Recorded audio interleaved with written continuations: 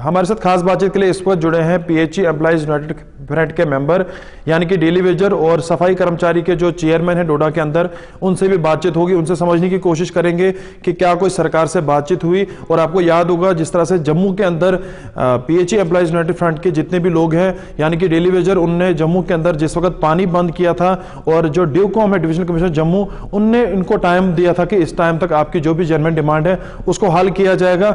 इनसे समझने की कोशिश करेंगे क्या कोई सरकार से बातचीत हुई और अभी इस वक्त ये क्या बताना चाहते हैं। सर आपको वेलकम है, क्या बताना चाहोगे? जिस तरह से जम्मू के अंदर आपने पानी बंद किया था तो डिविजनल कमिश्नर जम्मू ने आपको बताया था कि कुछ टाइम हमें दीजिए, जो भी आपकी जेन्युइन डिमांड है उसको हल किया जाएगा। इस हवाले से क्या बताना चाहोगे? सबसे पहले आपका और आपके चैनल का बहुत बहुत शुक्रिया, जो हम गरीबों की आवाज़ जो है बार बार इस बहरी अंधी और गूंगी सरकार तक पहुंचाते हैं।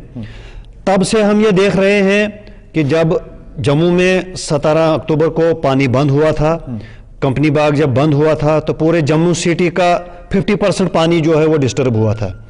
तो वहाँ उस वक़्त हमारे पीएचई के अधिकारी जो है उनको उस वक़्त हमारी याद आई थी, लेकिन उस वक़्त हमारे पुल का काम अगर कोई करना चाहते थे उस वक़्त तो वो डिविजनल कमिश्नर जम्मू आए थे उस वक़्त। उनके कहने पे हमारे पीएचई एम्प्लॉइज यूनाइटेड फ्रंट ने बाज़ाब्ता तौर उनके साथ नेगोशिएशन की थी और उन्होंने क्लियर किया था कि हफ्ते 10 दिन तक हम आपका काम जो है वो शुरू कराएंगे, मुझे थोड़ा सा टाइम दीजिए। लेकिन इस वक्त हम देख रहे हैं कि 2 महीने उस बात को भी हो गए, हमारे सामने ड्यूकॉम भी इस वक्त झूठे साबित हो गए।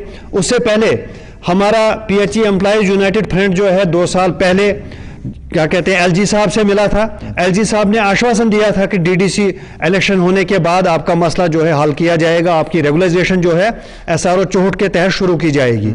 एलजी साहब ने भी हमारे साथ झूठ बोला। अब हमें किसी पे विश्वास नहीं है। हम इस वक्त तमाम डेली वेजरों को आपकी वसासत से, जितने भी हमारे जम्मू कश्मीर के जम्मू प्रोविंस के खुसूसी तौर डेली वेजर हैं, उनको हम अपील करते हैं कि वो पीएचई एम्प्लॉइज यूनाइटेड फ्रंट के कॉल पर 22 तारीख जो बहुत बड़ा प्रोग्राम एक ड्यूकॉम के बाहर हमने करना है एक रैली की सूरत में, क्योंकि हमने उस दिन ड्यूकॉम से पूछना है कि अगर आपने हमें उस वक्त बाज़ाब्ता तौर एक नेगोशिएशन करके हमें एक विश्वास दिलाया था और ये कहा था कि आप मेरे कहने पे रुक जाओ, आप मेरे कहने पे पानी को इस वक्त खोलो, पानी बंद मत करो। लोग इस वक्त सफर कर रहे हैं, लेकिन हम भी ये देखते हैं कि अगर इस वक्त लोग सफर कर रहे हैं हमारी हड़ताल की वजह से, काम छोड़ हड़ताल की वजह से, तो वहां सबसे मेन पावर जो इस वक्त है वो हमारे एलजी साहब हैं, जो बार बार हमारे डेली वेजरों के साथ धोखा करते हैं और जो बार बार हमारे डेली वेजरों को कभी एक बात और कभी दूसरी बात बताते हैं। थोड़ा सा रोकना वजह से, काम छोड़ हड़ताल की वजह से, तो वहां सबसे मेन पावर जो इस वक्त है वो हमारे एलजी साहब हैं, जो बार बार हमारे डेली वेजरों के साथ धोखा करते हैं और जो बार बार हमारे डेली वेजरों को कभी एक बात और कभी दूसरी बात बताते हैं। थोड़ा सा रोकना चाहूंगा। जिस तरह से हमने देखा कि बहुत सारी पार्टी जो है वो वजूद में रही, पावर में रही, मगर हम देख रहे हैं कि पहली दफ़ा जो है भारतीय जनता पार्टी ने जो एक स्टेप उठाया है, सामने आई है, उनने एक बॉडी तैयार की थी जो एलजी साहब को ये एक लिस्ट वहाँ पे देते कि जो इनका जेन्युइन मसला है, एक लिस्ट उनने मांगी थी, एक डॉक्यूमेंट्स उनने मांगे थे कि क्या इनका जो मसला है कब तक उसको हल किया जाएगा, और बहुत सारी बातें वहाँ पर की गई थी। जब यहाँ पर आए थे हमने देखा था कि शक्तिराज परिहार जी आए थे, उनसे आपने बातचीत की, थोड़ा उसको बताइए कि क्या क्या बातचीत वहाँ हुई थी। देखें वसीम साहब, जो कमेटी बीजेपी पार्टी ने हमारे लिए बनाई है, हमने उस वक्त भी उनका शुक्रिया अदा किया है और इस वक्त भी हम शुक्रिया अदा कर रहे हैं। चलो कम से कम उनको तो इतने साल के बाद 2014 में उन्होंने सत्ता संभाली है, अगर 2022 में उनको ये याद आया कि हमने डेली वेजरों के लिए कोई कमेटी तश्कील देनी है, हम खैर मकदम करते हैं उस कमेटी का। लेकिन हमने क्लियर कट इनको कहा है कि अगर ये आप कमेटी इसलिए बना रहे हैं जैसे ये साबका सरकारें कमेटी बना रही थी कि हमारा वक्त ज़ाया करने के लिए, तो हम बिल्कुल इस मूड में नहीं हैं कि हम एक दिन का टाइम भी किसी को दें। लेकिन इस वक्त हम देख रहे हैं कि बीजेपी ने जो कमेटी बनाई है, जिसके बाज़ाब्ता तौर हमारे मेंबर चनाब वैली के शक्तिराज परिहार जी हैं, हमें उम्मीद है उनके साथ, और वो बीजेपी के वाइस प्रेसिडेंट भी हैं, और बाज़ाब्ता तौर उन्होंने चेयरमैन उस कुर्सी का चेयरमैन, उस कमेटी का चेयरमैन उसको बनाया है जो जानकार बंदा है, श्यामलाल शर्मा जी, जो पीएचई के मंत्री भी रहे हैं। लेकिन अब देखना यह है कि वो जब वो कमेटी जब अपना क्या कहते हैं वो अपनी वो रिपोर्ट पेश करेगी। उसके बाद हम देखेंगे कि उनकी रिपोर्ट कितनी फ्रूटफुल है, वो कितने डेली वेजरों के हक में है, और फिर हम उन पर विश्वास करेंगे। आपसे थोड़ा जानना चाहूँगा किस तरह के हालात हैं, और जिस तरह से लगभग 6 महीने अब होने को जा रहे हैं, पीएचई के जितने भी डेली वेजर हैं वो सड़कों पे हैं, और कुछ दिनों पहले जिस तरह से सफाई कर्मचारी अपनी जेन्युइन डिमांड को मांग रहे थे कि जो भी हमारी जेन्युइन डिमांड है उसको पूरा किया जाए, तो किस तरह के हालात, इन हालातों पर क्या बताना चाहोगे? देखो वसीम साहब, इस वक्त जो पीएचई एम्प्लॉयज यूनाइटेड फ्रंट जो है, जो पीएचई का इस वक्त एक फ्रंट बना हुआ है जो 6 महीने से स्ट्राइक पे बैठा हुआ है। मुझको ये समझ नहीं आ रही है कि अभी आपने सवाल किया था कि कमेटी पे कमेटी, जब सरकारें थी उस वक्त भी कमेटी थी। अब जब सरकारें खत्म हुई, यहां से सब सियासत खत्म हो गई, यहां पर एक 370 था, 35 था, वो भी खत्म कर यूटी बनाया गया। अब यूटी में भी इस वक्त जो हमारे ब्यूरोक्रेट है इस वक्त वो भी एक अलग अलग किस्म के आर्डर पे आर्डर निकाल रहे हैं। हमको यह समझ नहीं आ रही है, जब हमारी स्ट्राइक पीक पे होगी, हमारा जो नारा है अभी नहीं तो कभी नहीं, पॉलिसी नहीं तो घर वापसी नहीं, इसका मतलब यह हुआ कि ये क्लियर यूटी सरकार सुन ले, एलजी सरकार सुन ले, और बीजेपी की कमेटी भी सुन ले।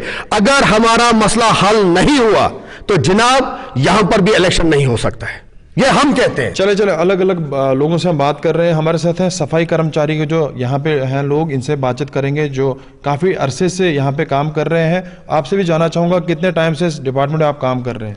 शुक्रिया वसीम साहब, मैं 14 साल से यहाँ काम कर रहा हूँ। तो हमें यही विश्वासन दिया जाता है कि आजकल परमिट कर देंगे।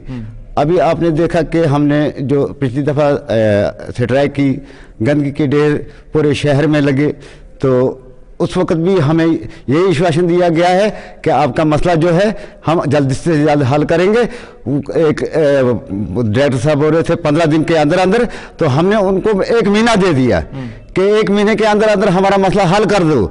अगर हमारा मसला हल नहीं हुआ तो हम इस वक्त हर डिपार्टमेंट के मुलाजिम जो है कैजुअल लेबर, हम जगह जगह पर मीटिंग कर रहे हैं कि ऐसा ना हो गंदगी के ढेर, पानी पीने के लिए नहीं मिलेगा, बिजली जलाने के लिए नहीं मिलेगी, तो वो सफ़र फिर बहुत भयानक होगा। मैं एलजी साहब से गुजारिश करता हूं कि हमारा मसला जल्द से जल्द हल किया जाए, नहीं तो आगे का आंदोलन बहुत बुरा होगा। बाकी जो आपके साथी हैं जो जम्मू के अंदर बैठे हैं, कोई बातचीत वगैरह उनसे हुई या सरकार से कोई बातचीत वगैरह हुई? उनसे डायरेक्टर साहब से बात हुई। डायरेक्टर साहब ने रिटर्न में दिया है कि आपको 15 दिन के अंदर अंदर आपका मसला हल कर देंगे। मगर एक चीज़ और है कि जो हमने 13 दिन की स्ट्राइक की थी, 13 दिन की स्ट्राइक में हमने किसी को काम करने नहीं दिया। वो 13 दिन का जो जितना भी कचरा था, जितना भी मलबा था, तो हमने रात दिन करके उसको उठा दिया, शहर में पूरी सफाई की। तो कहने में ये आता है, ये हमें नॉलेज में सुनने में ये आया है कि उन दिनों की तनख्वाह हम कर देंगे। अगर ऐसा मसला हुआ तो अगला स्टेप हमारा इससे भी भयानक होगा। फिर अगर हमें विश्वासन एलजी साहब देंगे या डायरेक्टर साहब देंगे या कमिश्नर साहब देंगे, हम वो विश्वासन पकड़ने वाले नहीं हैं। हमसे बातचीत करने के लिए। तो साफ तौर पे देखा आपने, अलग अलग डिपार्टमेंट्स के लोग हमसे बातचीत कर रहे थे, जो जिसमें सफाई कर्मचारी थे या पीएचई डेली वेजर थे। तो इनने साफ तौर पर बताया कि चूल्हा जरूर जलता है, चूल्हे पे पकता कुछ नहीं है। 9,000 या 8,000 अगर हम सैलरी देते हैं, मगर घर का जो हालात हमारे हैं वो दिन ब दिन बदतर होते जा रहे हैं, क्योंकि कुछ लोगों का ये भी कहना है कि काफी अरसे से हमें सैलरी भी नहीं मिली है। उम्मीद यही करेंगे जो भी इनका जेन्युइन मसला है एलजी एडमिनिस्ट्रेशन उसको जल्द से जल्द हल किए। पीएचई डेली वेजेस का प्रदर्शन लगातार जारी है अपनी मांगों को लेकर कि हमें रेगुलराइजेशन पॉलिसी हमें दी जाए, मिनिमम वेजेस एक्ट को लागू किया जाए और 70 से 75 महीने का जो पेंडिंग वेतन है वो दिया जाए। आज हड़ताल किए हुए 177 दिन हो चुके हैं प्रदर्शन पर बैठे हुए, लेकिन अभी तक कोई संज्ञान जम्मू कश्मीर प्रशासन ने नहीं लिया। और भाजपा ने जो दावा किया था कि हमने कमेटी गठित की है, उसकी रिपोर्ट क्या कहेगी, वो रिपोर्ट अभी तक नहीं आई। और डिवकॉम साहब ने भी जो एक कहा था कि रिपोर्ट बनाने के लिए, कमेटी बनाने के लिए, वो भी अभी तक कुछ भी सामने नहीं आया। और अब जो है आने वाले 22 तारीख को डिवकॉम जम्मू का घेराव करने जा रहे हैं तमाम पीएचई डेली वेजर्स। इनसे जानने की कोशिश करेंगे अगली रणनीति क्या है। लेकिन बायोमेट्रिक अटेंडेंस अब जो है वो अनिवार्य कर दी गई है डेली वेजर्स के लिए, तो इनसे जानने की कोशिश करते हैं कि क्या ये एलजी एडमिनिस्ट्रेशन को और भाजपा को संदेश देना चाहते हैं। रंजीत जी, आपके तमाम पीएचई डेली वेजर्स आज इकट्ठा हुए हैं, 177 दिन आज प्रोटेस्ट के हो चुके हैं, तो क्या अगले की आने वाली रणनीति आपकी हमें देखने को मिल सकती है? जो आपने कहा कि डिवकॉम का घेराव होगा, बायोमेट्रिक अटेंडेंस भी आपकी अनिवार्य कर दी है, इसको लेकर क्या कहेंगे? क्या भाजपा को भी संदेश देना चाहते हैं, जिन्होंने कमेटी को लेकर बात की थी लेकिन अभी रिपोर्ट सामने नहीं है? शुक्रिया, गुलिस्तान चैनल का हम शुक्रिया अदा करते हैं। ऋषि जी बात ऐसी है कि जैसे कमेटी बनाई है, हमें कमेटी 5 मेंबरी कमेटी बनी, बीजेपी बना, वो कमेटी क्या कर रही है हमें कोई पता नहीं चल रहा उसका। उन्होंने 15 दिन का टाइम मांगा था, अभी तो महीना 2 महीने हो गए। अभी श्यामलाल शर्मा जी बोल रहे चेयरमैन बने हैं, वो हमें गोल गोल घुमाए जा रहे हैं। कभी बोलते हैं कि हम श्रीनगर जाएंगे, वहाँ 2 दिन रहेंगे, वहाँ से रिपोर्ट इकट्ठी करेंगे, फिर आपको बताएंगे। हम बीजेपी वालों को आपके माध्यम के गुलिस्तान के चैनल से स्पष्ट ये बताना चाहते हैं, अगर आप चाहते हो कि जम्मू कश्मीर में आप सरकार बनानी है तो आपको 61,000 जो डेली बेसिस इनके ज़िंदगी का फैसला करना पड़ेगा, नहीं तो हिमाचल वाला हिसाब होगा। जैसे हिमाचल में ये बोलते हैं कि हमारी पूरी सीटें आ जाएंगी, लेकिन लास्ट में क्या हुआ वही। हम ये नहीं चाहते कि जम्मू में ऐसा वाकया दोबारा ना दोहराया जाए। हम चाहते हैं कि आप एलजी साहब से बात कीजिए कि इनका कुछ ना हमें देखिए, जैसे इन्होंने बायोमेट्रिक का बोला है कि उसमें स्पष्ट कीजिए कौन बंदे काम करते हैं कौन नहीं करते हैं, हम उसका वेलकम करते हैं। ये नहीं कि वो मुश्किल उनके लिए जो काम नहीं करते। हम कहते हैं कि जो बायोमेट्रिक अटेंडेंस को बोले, लेकिन उसके लिए जो मशीनें चाहिए वो तो प्रोवाइड करनी पड़ेगी। अब डेली बेसिस को तनख्वाह नहीं मिल रही तो वो मशीन कहाँ से लेगा? वो अपने पैसे जेब से मशीन थोड़ी ले सकता है। इसलिए मशीन चाहिए, वाईफाई चाहिए, नेट की प्रॉब्लम है, जहाँ तो मोबाइल नहीं चलते हैं तो मशीनें कैसे चलेगी? हम काम करते हैं, दिन हम काम करने के लिए तैयार हैं। हम आपके माध्यम से यही एलजी साहब से रिक्वेस्ट करते हैं कि जो हम 22 तारीख को हमने प्रोग्राम रखा है DIPCOM ऑफिस का घेराव, हम वो करना नहीं चाहते। हम सड़कों पे नहीं आना चाहते। हमारे पास पैसे नहीं है कि हम जम्मू जाएंगे और जाके किराए खर्च करेंगे, 2-2, 400 खर्च करेंगे। हम अपने वही पैसे अपने बच्चों के लिए लगाएंगे, दूध लेंगे, उनके लिए रोटी लेंगे। हम चाहते हैं कि एलजी साहब हमारा कोई फैसला करें और जल्दी से जल्दी फैसला हो जाए। और हम नहीं चाहते कि हम सड़कों पर आए। और 22 तारीख को बहुत बड़ा घेराव होने जा रहा है। हम सारे माध्यम से, आपके चैनल के माध्यम से सारे साथियों को बताना चाहते हैं जम्मू वालों के कि 22 को DIPCOM ऑफिस पहुंचे। बिल्कुल 22 तारीख को DIPCOM ऑफिस में ये पहुंचकर DIPCOM का घेराव करेंगे। लेकिन राकेश जी आपसे जानना चाहता हूं कि 177 दिनों तक कोई संज्ञान नहीं लिया गया, घरों की क्या हालत हो रही है तमाम डेली वेजेस के, ये भी सामने है। कई महीनों की तनख्वाह आपको नहीं मिल पा रही है और एक नया फरमान जारी कर दिया गया। जैसे कि आपको मालूम है कि 75 महीने की बकाया वेतन हमारा पहले ही पड़ा हुआ है, अब 2-3 महीने का वो भी नहीं दे रहे हैं।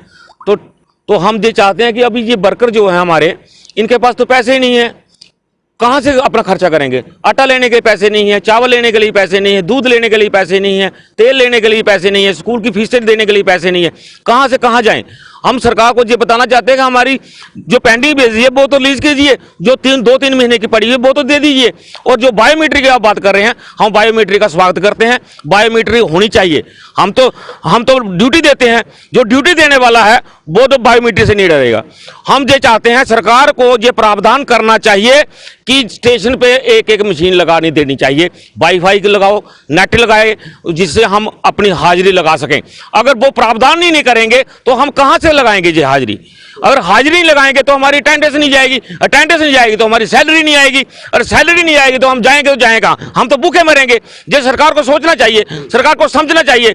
सरकार हमें गोल गोल घुमा रही है, गोल गोल घूमने वाले में हम नहीं है। हम सरकार को चेतावनी देते हैं कि 22 तारीख को सभी आपके माध्यम से सभी डेली बेजर वर्करों को हम ये बताना चाहते हैं कि 22 तारीख को अपने लिए आना है। हम अपने लिए आना है, हमारे लिए नहीं आना है। जिसने भी जाना है वो अपने लिए जाएगा, उसने अपने रेगुलेशन पास या अपने लिए लेनी है।